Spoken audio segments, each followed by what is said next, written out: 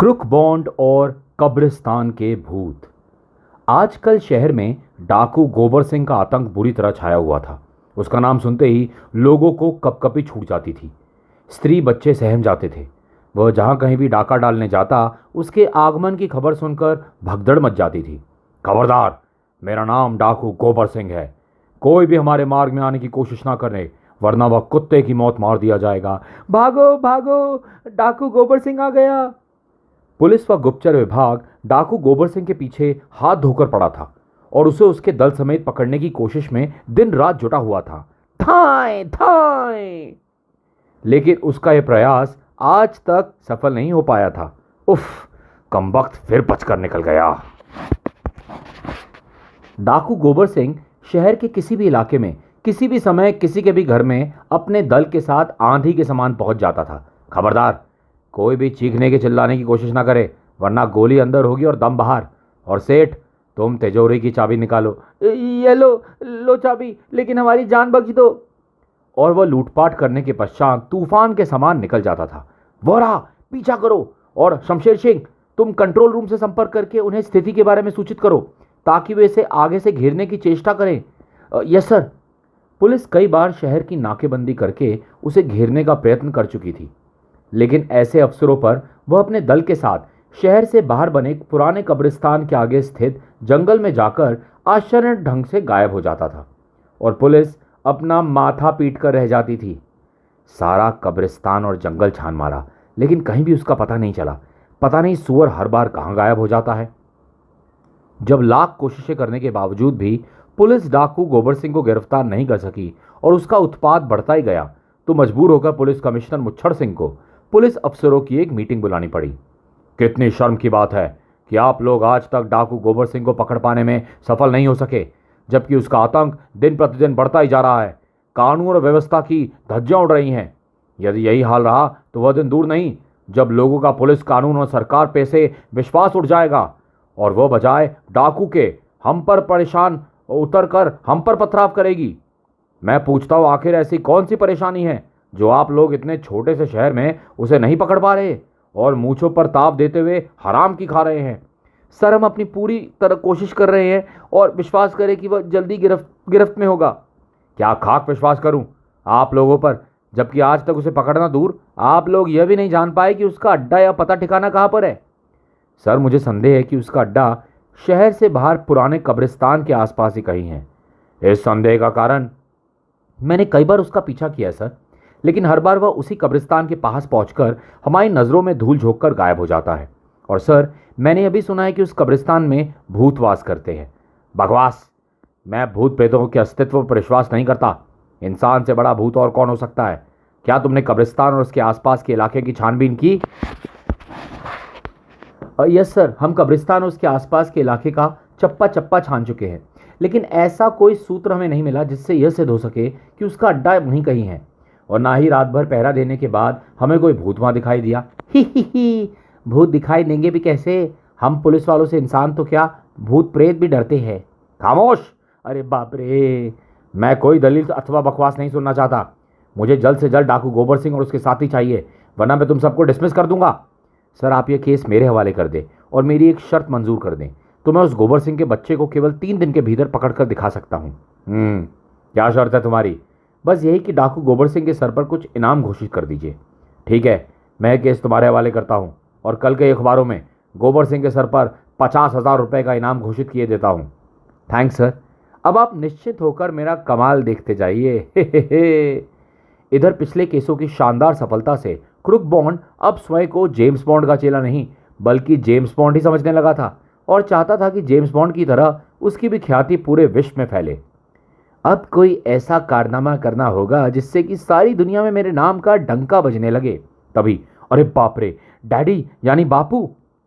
अरे नामुराद, 3 दिन से इस कुर्सी पर बैठा मक्खियां मार रहा है और मेरी तरक्की के लिए कोई केस तेरे पास फटका तक नहीं। मैं कहता हूँ शराफत से मेरे साथ चला चल, वरना आज मैं तुझे इस कुर्सी से उठाकर कमिश्नर साहब के पास ले जाऊंगा। आज तो बापू बहुत ही गुस्से में लगते हैं, किंतु मेरा भी नाम जासूस क्रुक बॉन्ड है। हवलदारी नहीं करूंगा, भले ही घास ही क्यों ना छीलनी पड़े। क्या सोच रहा है कमबख्त? मेरे साथ सीधे सीधे चलता है या पकड़ूं तेरी गर्दन?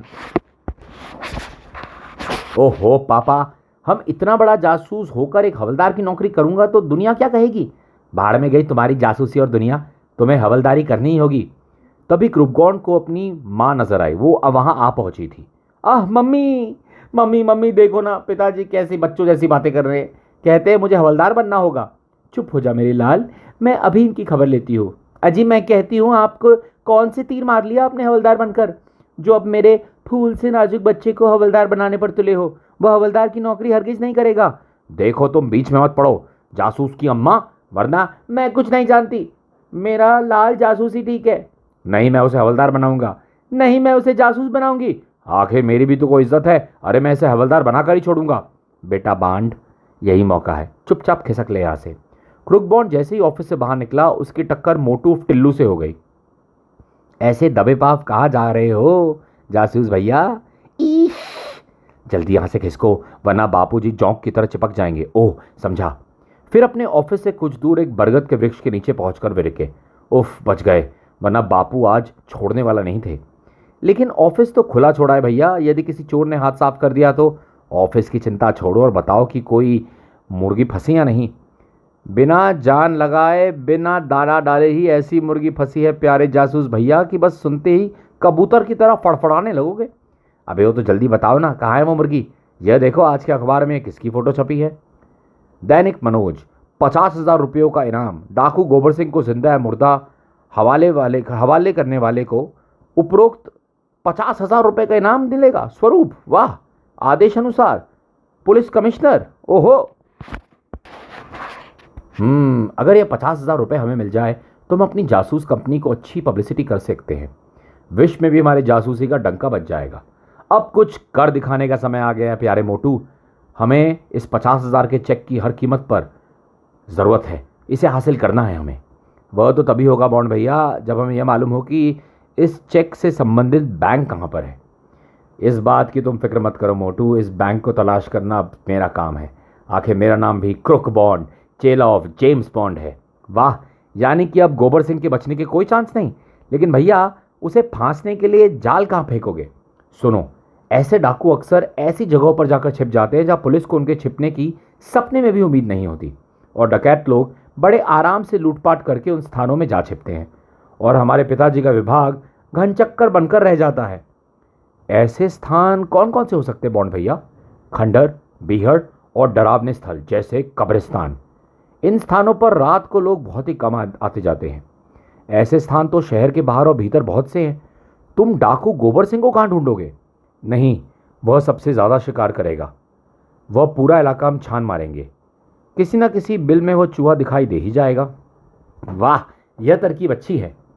इस केस पर हम कल से चिपकेंगे। आओ फिलहाल घर चलते हैं। हाँ चलो, मैं भी तुम्हारे लिए मुर्गी तलाश करते करते बहुत थक गया हूँ। डाकू गोबर सिंह अब तो दुनिया के ग्रेट जासूस क्रुक बॉन्ड, चेला ऑफ जेम्स बॉन्ड के हाथों नहीं बच सकेगा। अगले दिन सुबह डाकू गोबर सिंह का आतंक।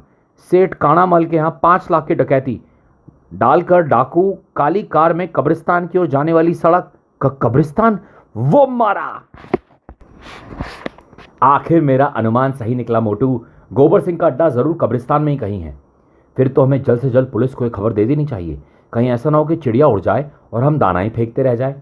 अबे सड़े कद्दू, तू जरूर मेरा नाम मिट्टी में मिलवा कर रहेगा। अबे कलाकंद के आचार, अगर हमने पुलिस को सूचित कर दिया तो वह जाकर डाकुर को पकड़ लेगी और हमें कोई फूटी कौड़ी भी इनाम में नहीं देगा। यदि गोबर सिंह को हम खुद कब्रिस्तान में जाकर पकड़ेंगे तो पूरे के पूरे 50,000 हमारे होंगे। लेकिन सुना है कि वहां बड़े भयानक किस्म के भूत होते हैं। भूत? भूत का नाम सुनकर पहले तो क्रुकबॉन्ड घबराया, लेकिन फिर सीना फुलाकर गर्दन अकड़ाता हुआ जोशीले स्वर में बोला, मुझसे बड़ा भूत इस दुनिया में चिराग लेकर ढूंढने पर भी नहीं मिलेगा, समझे? तुम्हें उनसे डरने की कोई ज़रूरत नहीं, क्योंकि मैं तुम्हारे साथ हूँ। मैं उन भूतों की खटिया खड़ी कर दूंगा जो तुम्हें डराने की कोशिश करेंगे। ठीक है भैया, अगर तुम कहते हो तो मैं तुम्हारे साथ चलने को तैयार हूँ। बोलो कब चलना है? आज ही रात को। रात को? लेकिन लेकिन कुछ नहीं, जैसा मैं कहता हूँ तुम्हें वैसा ही करना होगा। ठीक है भैया। और रात घिरते ही दोनों घर से निकलकर कब्रिस्तान की ओर जाने वाली सड़क पर चल पड़े। मैं मोटू पर रोब मारने के लिए दिलेरी तो दिखा रहा हूँ, लेकिन अगर कहीं वास्तव में कोई भूत किसी कब्र को फाड़ कर निकल आया तो? हाय, मैंने पिताजी का कहना जानकर हवलदार की ही नौकरी क्यों ना कर ली। हे भगवान, मुझे बचा लेना। तुम तो जानती हो कि मैं अपने माँ बाप का इकलौता पुत्र हूँ। अब यह निखट्टू भी साथ में है। वापस लौटने को कहा तो यह मुझे डरपोक कहेगा। मेरी सारी बनी बनाई इज्जत मिट्टी में मिल जाएगी। भूत पिशाच निकट नहीं आवे। अचानक, बॉन्ड भैया, कौन? यह मैं हूं भैया मोटू। लेकिन तुम उछल क्यों पड़े? लगता है तुम्हें डर लग रहा है। अरे नहीं तो, दरअसल एक जासूस की जान को 100 तरफ से खतरे होते हैं, इसलिए उसे हमेशा चौकन्ना रहना होता है। यही कारण है कि जैसे ही तुमने मेरे कंधे पर हाथ रखा मैं उछल पड़ा। सोचा कहीं गोबर सिंह ने कंधे पर बंदूक तो नहीं रख दी। अगर वास्तव में ऐसा ही होता तो मेरे उछलते ही वो घबरा जाता और तब मैं आसानी से उसे गिरफ्तार कर लेता। लेकिन गोबर सिंह आपके कंधे पर बंदूक क्यों रखता? पीठ पर भी तो रख सकता था। नहीं, पीठ पर ऐसी कोई जगह नहीं होती जहां कोई बंदूक को टिका पाए। और अब बातें बंद, क्योंकि कब्रिस्तान करीब आ गया है। कहीं ऐसा ना हो हमारी आवाज़ें सुनकर गोबर सिंह यहां से भाग निकले। ओह, याद आया, यही बताने के लिए तो मैं तुम्हें पुकारा था। मैं कहना चाहता था कि यदि हम भीतर मुख्य द्वार से घुसे तो गोबर सिंह चौकन्ना हो जाएगा। वह चौकन्ना नहीं हो पाएगा। हम पिछवाड़े से दीवार फांद कर भीतर घुसेंगे। हाँ, यह ठीक रहेगा। दोनों घूमकर कब्रिस्तान के पिछवाड़े पहुंचे। मैं घोड़ा बनता हूं, तुम जल्दी से इस दीवार पर चढ़कर दूसरी ओर कूद जाओ, फिर मैं भी अंदर आ जाऊंगा। लेकिन दूसरी ओर अगर भूत छिपा खड़ा हुआ तो? जब गोबर सिंह और उसके साथियों को उसने कुछ नहीं कहा तो फिर तुम्हें क्या कहेगा? चलो जल्दी करो। हाँ, यह बात भी ठीक है। क्रुकबॉन मुर्गी बनकर और मोटू उसकी पीठ पर चढ़कर दूसरी ओर कूद गया। मोटू के भीतर जाने के बाद क्रुकबॉन ने किसी तरह हिम्मत जुटाई और दीवार पर चढ़कर भीतर कूद गया। हनुमान नाम जो गावे, भूत पिशाच निकट नहीं आवे। अब तुम हर क्षण चौकस रहना। डाकू गोबर सिंह कभी भी हम पर हमला कर सकता है। मैं तैयार हूं। उफ, कितना भयानक दृश्य है। अगर कोई मुर्दा ही उठ खड़ा हुआ तो? लगता है आज बॉन्ड भैया मेरी बलि चढ़ाकर ही रहेंगे। मगर अभी वह कुछ ही आगे बढ़े थे कि आई वो बॉन्ड भैया, भूत, बाप रे। उस भयानक आवाज को सुनकर मोटू के साथ साथ क्रुकबॉन के भी पसीने छूट गए। लेकिन भला अपना डर प्रदर्शित कर वह मोटू के सामने कैसे झुकता? वह तुरंत मोटू को अपने में अलग करता हुआ कुछ साहस जुटाकर बोला, अबे ओ मोटू के बच्चे, घबराने की कोई जरूरत नहीं। वह जरूर गोबर सिंह हमें डराने की कोशिश कर रहा है, लेकिन हम भी उसे गिरफ्तार किए बिना नहीं जाएंगे। नहीं बॉन्ड भैया, यह आवाज़ जरूर किसी भूत की थी। मेरी मानो बॉन्ड भैया, तो यहाँ से तुरंत भाग लो। मैं किसी भूत से नहीं डरता। आज तो उस आने दो उसको आमने सामने, देख लूंगा। समझता क्या है वो अपने आप को? आखिर मेरी भी तो कोई इज्जत है। लेकिन तभी आई बाबा बाबा भूत। भूत को सामने देखते ही मोटू तो डर के मारे उसी समय बेहोश हो गया, जबकि क्रुकबॉन को की डर के मारे घिग्गी बन चुकी थी और वह अपने स्थान पर खड़ा किसी सूखे पत्ते की तरह कांप रहा था। नहीं बाबा भूत भाई, मुझे छोड़ दो। मैं तुम्हारे बाप का क्या बिगाड़ा है? मैं तो डाकू गोबर सिंह की तलाश में आया था। मुझे क्या मालूम था कि तुम यहाँ पर रहते हो। मैं मरने के लिए तैयार हो जा बेवकूफ। तुम कहते हो तो मैं भी चला जाता हूँ। नहीं। यहाँ आने के बाद कोई भी जीवित बचकर नहीं जाता। क्रुकबॉन को कुछ ना सूझा तो उसने एक बड़ा सा पत्थर उठाकर भूत पर दे मारा। आह! मोटू को उठाकर भाग लूं, इसी में भलाई है। और मोटू को उठाकर वो अपनी पूरी शक्ति से एक और भाग लिया। अबे गधे की तुम, भागता कहाँ है? मैं तेरी हड्डी पसली चबा जाऊंगा। लेकिन भय ने क्रुकबॉन के पैरों में जैसे पंख लगा दिए थे। पलक झपकते ही वो कब्रिस्तान से बाहर निकल गया। भाग गया डरपोक कहीं का। कब्रिस्तान से बाहर निकलने के बाद भी वह रुका नहीं, बल्कि द्रुत गति से नाक की सीध में भागता ही चला गया। कुछ देर बाद जब उसने पीछे मुड़कर देखा तो कंकाल को अपने पीछे ना आते देखकर चैन की सांस ली। उफ, बड़ा ही भयानक भूत था। आज तो बाल बाल बच गए। फिर वह एक पेड़ के नीचे बैठकर अपनी सांसें दुरुस्त करने लगा। थोड़ी देर बाद, अब इस मोटू को किसी तरह होश में लाना चाहिए। कम्बक को उठाकर भागते भागते मेरी कमर का कमरा और टांगों का तांगा बन गया। तभी एक विचार ने उसे चेताया, अरे मूर्ख, ठहर जा। इसे होश में लाने के बाद उस भूत के बारे में इससे क्या कहेगा? अब निकलेगी तुम्हारी सारी हेकड़ी की जनाजा पूरी दुनिया के सामने। बड़े जासूस बने फिरते हो। ओह, अब क्या करूं? पिताजी को अगर एक किस्सा पता चल गया तो अवश्य मुझे हवलदार बना देंगे। अब कोई ऐसी तरकीब लड़ानी होगी जिससे कि मोटू का दिमाग फिर जाए और यह मेरे दिमाग और बहादुरी का सिक्का मान जाए। तभी आहा, आया एक आइडिया दिमाग में। मन ही मन उस तरकीब पर खुश होते हुए मोटू को होश में लाने लगा। अबे मोटू, अबे वो मोटू के बच्चे, अबे जल्दी से होश में आ। कुछ ही देर में मोटू की बेहोशी टूटी। वो भूत कहाँ गया? घबराओ नहीं मोटू, मैंने उसे मार भगाया है। क्या कहा? तुमने उसे मार भगाया है? अरे मैं तो उसे जान से ही मार डालता, किंतु तुमने सब गुड़ गोबर कर दिया। और मैंने क्या किया बॉन्ड भैया? अरे अब पूछोगे क्या नहीं किया? मैंने कहा था ना कि मैं तुम्हारे साथ हूँ, इसलिए बिल्कुल ही डरना मत। लेकिन तुम तो उस हड्डियों के ढांचे को देखते इस दुनिया से कूच करने की तैयारी करने लगे थे। अब भला मैं अकेला कितनों को संभालता? क्या कुछ और भूत भी वहां आ पहुंचे थे? हाँ, तुम्हारे गिरते ही 3 और भूत वहां आ पहुंचे थे। बहुत तो शुक्र था कि तब तक मैं पहले वाले भूत पर काबू पा चुका था। जैसे ही वे तीनों मेरी ओर लपके, मैंने पहले वाले भूतों को उठाकर उन पर दई मारा। मेरी ताकत देखकर वे तीनों तुरंत ही वहां से 9-11 हो गए। अगर तुम बेहोश ना हुए होते तो कसम से आज उन सब का चूरमा पीस डालता और सुबह तुम्हारे साथ उनका नाश्ता करता। अब मुझे क्या पता था कि 3 और आ जाएंगे? अगर पता होता तो मैं कभी बेहोश नहीं होता। हाँ हाँ, क्यों नहीं, आखिर तू 30 मार खा की औलाद जो है। खैर, अब सुबह होने वाली है, ध्यान रहे घर पर किसी को भी इस बात का पता नहीं चलना चाहिए, वरना तुम्हारे डरपोक होने की बात सबको पता चल जाएगी और इससे मेरे सम्मान को ठेस पहुंचेगी। चिंता मत करो भैया, इस बात को किसी को कानो खान तक भनक नहीं हो पाएगी। क्रुकबॉन्ड के माता पिता उन दोनों के घर से रात भर नादारद रहने के कारण चिंता के मारे सो नहीं पाए थे। अतः जैसे ही क्रुकबॉन्ड और मोटू घर लौटे, मेरे लाल तू आ गया। अरे कमबख्त, ये कोई घर आने का वक्त है? कहाँ गया था? जल्दी बता वरना मैं तेरी टांगे तोड़ दूंगा। देखा मम्मी, ये फिर मुझे अपनी बनावटी आंखें दिखा रहे हैं। इन्हीं के डर के मारे तो हम घर नहीं आ रहे थे। क्या कहा? अभी कहाँ कहा? आप अपनी बकवास आंखें बंद कीजिए। कहीं मेरा बेटा फिर चला गया तो किसके सहारे जीऊंगी मैं? तुम चुप रहो अनोखे की माँ। तुम्हारे लाड प्यार ने उल्लू की आदतें बिगाड़ दी हैं, लेकिन अब मैं और बर्दाश्त नहीं करने वाला। मैं आज इस बात का फैसला करके ही रहूंगा कि आखिर ये चाहता क्या है। देखो मम्मी, अब ये आप पर भी रौब जमा रहे हैं। तू चिंता मत कर बेटे, इनकी ये गीदड़ भभकी मैं 20 साल से सुन रही हूँ, लेकिन आज मैं भी इनसे फैसला करके रहूंगी। क्या कहा? हवलदार धमाका सिंह का इतना बड़ा अपमान? अरे मूर्ख स्त्री, लगाम दे अपनी जुबान को, वरना क्या जी, क्या आप मेरी जुबान खींच लेंगे? यदि जरूरत हुई तो ऐसा करने से मैं पीछे नहीं हटूंगा। क्या कहा? तुम मेरी जुबान खींचोगे? हाँ हाँ खींचूंगा। मैं बड़ों बड़ों की जुबानें खींचकर उनकी बोलती हमेशा हमेशा के लिए बंद कर चुका हूं। पति पत्नी के बीच झगड़ा यकायक तूफान की तेजी से बढ़ गया। चल बेटा मेटू, खिसक चलें अपने कमरे में, मौका अच्छा है। और वे दोनों चुपचाप वहां से खिसक कर अपने कमरे में पहुंच गए। फिर मोटू तो बिस्तर पर पड़ते ही खर्राटे भरने लगा, लेकिन क्रुकबॉन्ड की आंखों में नींद का नामो निशान तक नहीं था। उसकी आंखों के सामने अब कब्रिस्तान का भूत नाच रहा था और वो सोच रहा था, क्या सचमुच ही भूत प्रेत होते हैं? मैंने तो सुना था कि भूत प्रेतों का कोई अस्तित्व नहीं होता, यह सब मन का वहम होता है, लेकिन फिर वह भूत। क्यों ना एक बार दिन के समय वहां जाकर देखा जाए। हाँ, यही ठीक रहेगा। यदि वहां वास्तव में भूत प्रेत हुए तो वे दिन के समय आक्रमण नहीं करेंगे। लोगों का यही कहना है कि भूत प्रेत दिन को नहीं निकलते। और फिर सोचते सोचते क्रुकबॉन्ड की कब आंख लग गई इसका उसे पता ही नहीं चला। अब मोटू के साथ साथ उसके भी खर्राटे कमरे में गूंजने लगे थे। उधर क्रुकबॉन्ड के माँ बाप आपस में झगड़ते झगड़ते बुरी तरह हाफ रहे थे। अचानक उनका ध्यान क्रुकबॉन्ड और मोटू की ओर गया और उन्हें वहां ना पाकर उनके मुंह से इस तरह बंद हो गए मानो तेज रफ्तार से दौड़ती गाड़ी की अचानक ब्रेक लगा दिए गए हों। वे दोनों कमबख्त कहाँ गए? जरूर तुम्हारे डर से फिर घर से भाग गए होंगे। यदि ऐसा हुआ तो मैं भी घर में नहीं रहूंगी, कल ही अपने भाई के पास चली जाऊंगी। चली जाना, लेकिन पहले उन्हें उनके कमरे में तो देख लो।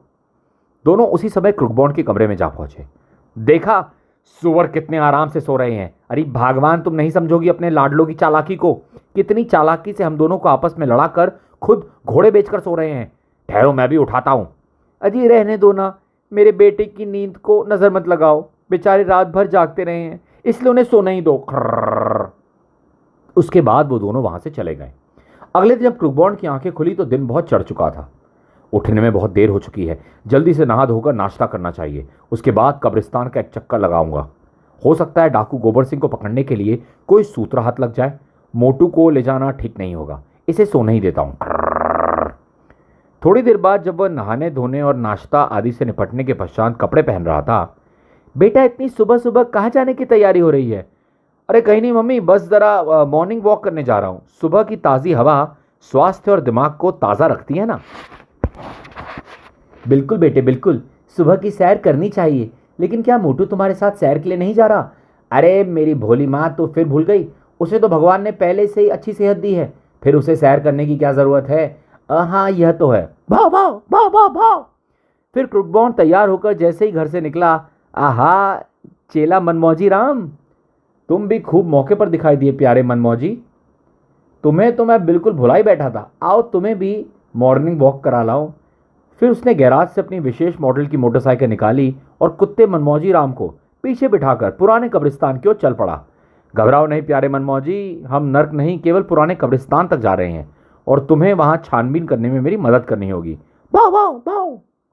कुछ देर बाद, लो प्यारे मनमौजी, हमारी सारग्रह आ गई। आज यहीं तुम्हें इस बात का प्रमाण देना है कि तुम वास्तव में मेरे यानी जासूस क्रुकबॉन्ड की ग्रेट के चेले हो। वाह वाह वाह। सिर्फ भौंकने से ही काम नहीं चलेगा चेले, तुम्हें कुछ करके भी दिखाना होगा। चलो चेले नीचे उतरो, यहाँ से हम पैदल ही वहां तक जाएंगे। अरे अरे शोर मत करो वरना भूत प्रेतों की नींद खुल जाएगी। भाव भाव भाव। क्रुकबॉन्ड ने कब्रिस्तान से कुछ पहले ही अपनी मोटरसाइकिल रोक दी थी। कुत्ते मनमौजी ने मानो क्रुकबॉन्ड की बात समझ ली। वह चुपचाप सीट से नीचे उतर आया। उसके उतरने के पश्चात क्रुकबॉन्ड भी नीचे उतरा और मोटरसाइकिल को स्टैंड पर खड़ा करके मनमौजी के साथ कब्रिस्तान के मुख्य गेट की ओर चल पड़ा।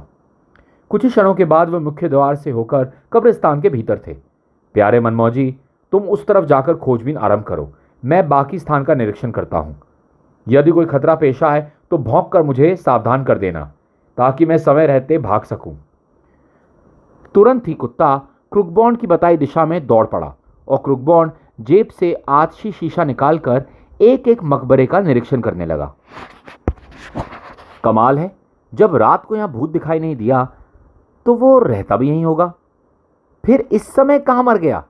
काफी देर तक खोजबीन करते रहने के पश्चात भी क्रुकबॉन्ड को वहां कोई ऐसा सूत्र अथवा ऐसा गुप्त मार्ग नहीं दिखाई दिया जिससे वह यह अंदाजा लगा पाता कि कहीं कोई जमींदोज अड्डा है।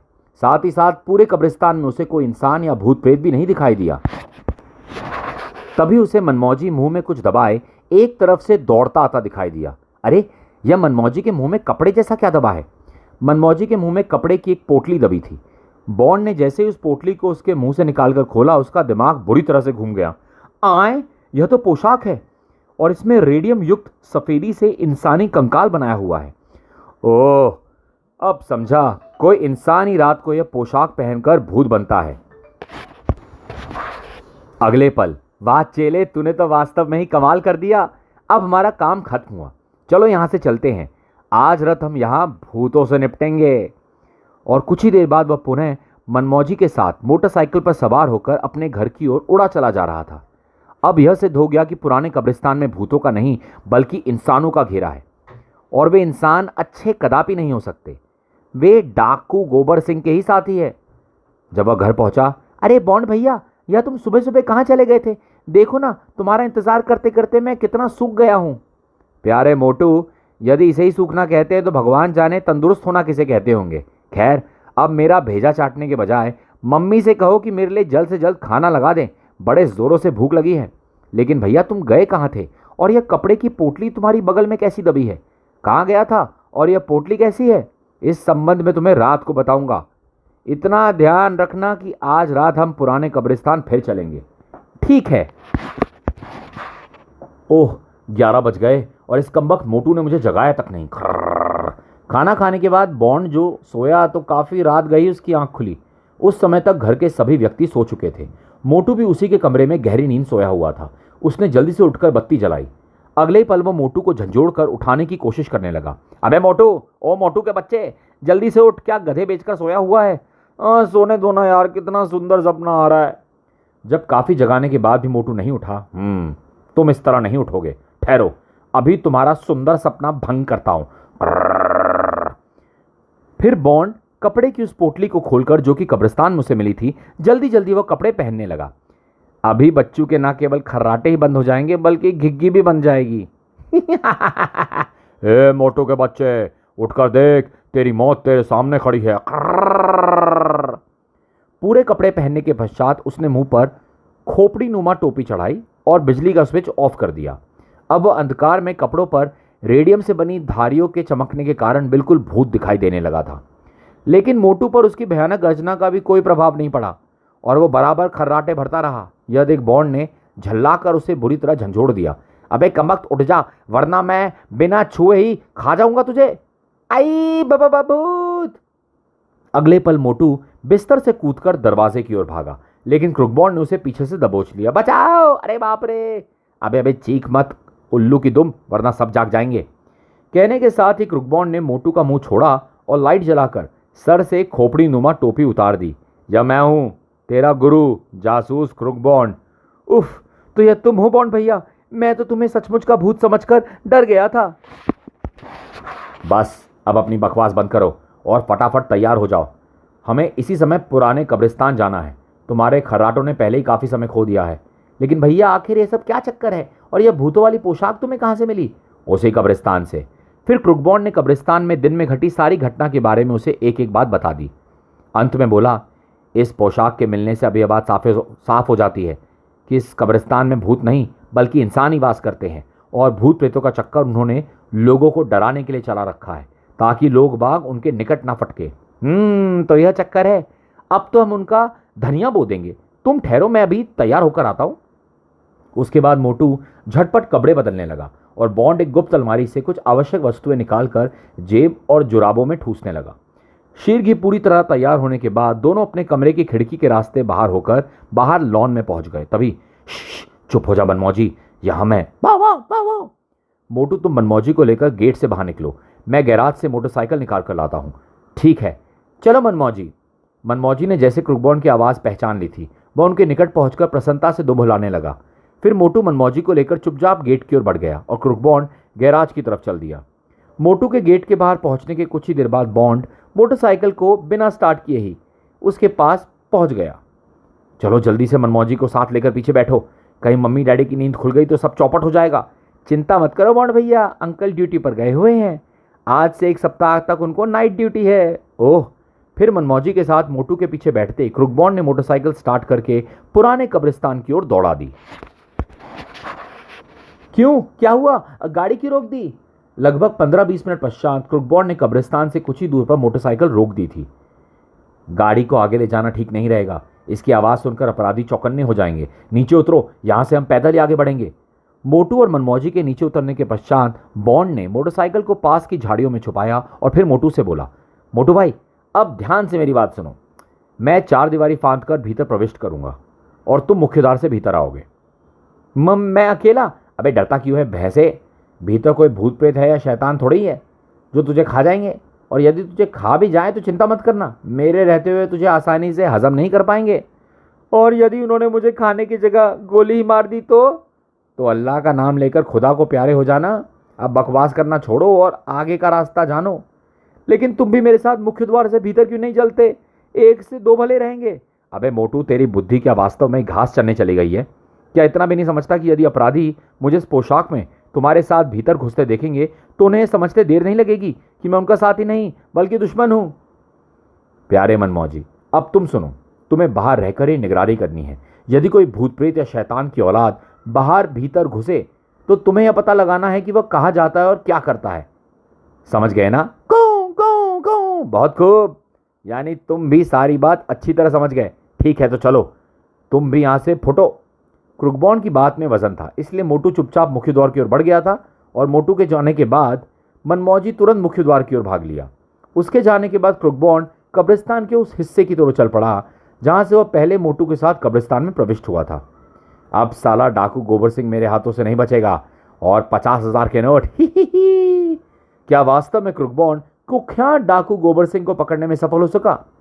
आगे का हिस्सा, आगे की कहानी सुनेंगे पढ़ेंगे मेरे साथ बहुत जल्दी क्रुकबॉन्ड और इंसाफ का डंडा में।